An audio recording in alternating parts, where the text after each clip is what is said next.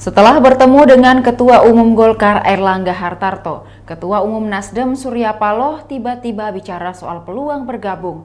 Surya Paloh mengungkap peluang menjadi satu dengan koalisi Golkar bisa saja terjadi. Hal itu diutarakan di kantor DPP Golkar Jakarta Rabu 1 Februari 2022. Menurutnya peluang Nasdem bergabung dengan Koalisi Indonesia Bersatu atau KIB mungkin saja terjadi. Termasuk sebaliknya peluang parpol yang berbeda di KIB bergabung dengan Koalisi Perubahan. Ia menuturkan bahwa segala kemungkinan masih bisa terjadi dalam pemilu 2024. Karena itu, Partai Nasdem maupun partai lainnya masih berpeluang pindah haluan.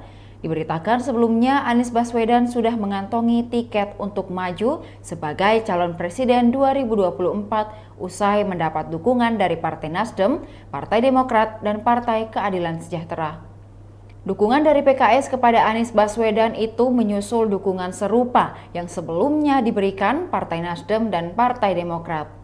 Sohibul menuturkan melalui dukungan tersebut persyaratan Presidential Threshold atau PT 20% sebagai syarat pencalonan presiden sudah terpenuhi. Memang jika digabungkan, suara ketika partai itu secara total telah memenuhi ambang batas Presidential Threshold.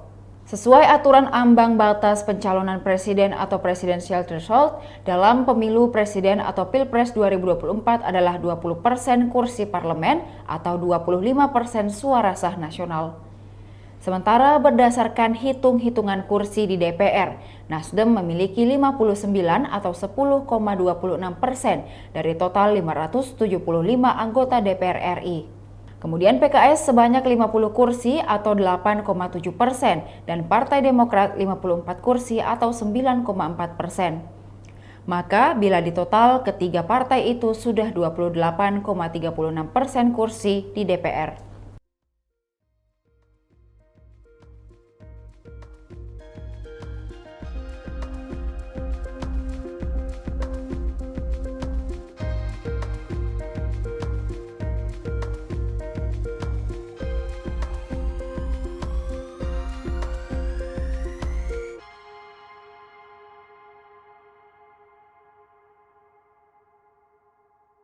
Demikian Tribun Hot News kali ini, saksikan berita lainnya hanya di kanal YouTube dan Facebook Tribun Timur.